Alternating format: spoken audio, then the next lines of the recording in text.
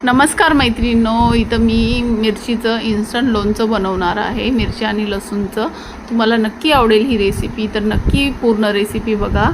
तर इथं मी आहे ना 1/2 किलो मिरच्या घेतलेल्या आहेत, हिरव्या मिरच्या स्वच्छ धुवून त्याला सुक्या कपड्यांनी पुसून घेतलेल्या आहेत. आणि इथं लसूण घेतलेला आहे.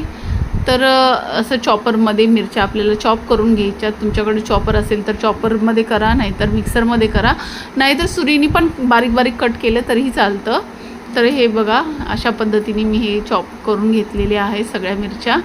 तर खूप टेस्टी असं लोणचं होतं, तुम्ही पण नक्की ट्राय करा हे लोणचं. तर इथं मसाल्यामध्ये ना मी धने घेतलेले, जिरे घेतलेले, बडीशोप घेतलेली आहे, काळे मिरे, मेथी आणि मोहरी घेतलेली आहे मसाल्यामध्ये. तर हे सगळे मसाले आपल्याला लोणचे जे जे लोणच्याचे मसाले असतात ना ते सगळे टाकायचे आहेत. तर इथं मी आहे ना आता मिरच्या चॉप करून झालेल्या आहे, लसूण पण टाकलं आहे चॉपरमध्ये, ते पण चॉप करून घेणार आहे. आणि आता इथे लिंबाचा रस काढलेला आहे, तर 1.5 लिंबाचा रस काढलेला आहे. इथं लसूण चॉपरमध्ये चॉप करून घेतलेला आहे आणि आता तो पण प्लेटामध्ये काढून घेणार आहे. आणि त्याच्यामध्ये आता आपल्याला लिंबाचा रस टाकायचा आहे. तर आता बघा, लिंबाचा रस टाकणार आहे त्याच्यामध्ये. आणि आता इथं मीठ आणि हळद पण टाकायची आहे आपल्याला.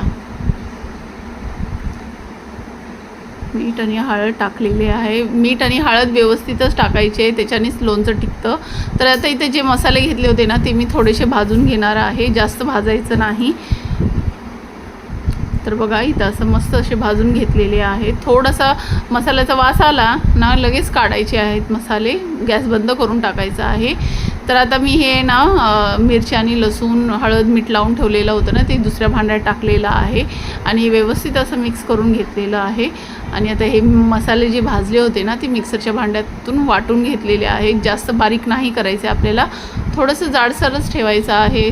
तर ते वाटून घेतलेलं सगळं मसाला आपल्याला त्या मिरचीच्या ह्याच्यामध्ये टाकायचा आहे आणि मस्त असं हलवून घ्यायचं आहे. व्यवस्थित मसाला लागला पाहिजे त्याला.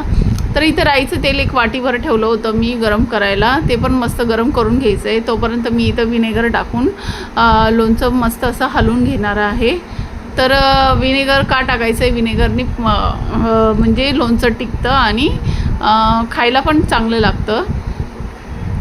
तर इथं तेल बघा, मी थोडंसं थंड होऊ दिलं आहे. तेल चांगलं कडकडीत गरम झालं होतं, थोडा वेळ थंड करून दिलं आहे आणि नंतर मी लोणच्यामध्ये टाकलेलं आहे आणि इथं भरणीमध्ये भरून ठेवणार आहे. तर मस्त असं 15 दिवस तरी लोणचं मस्त टिकतं.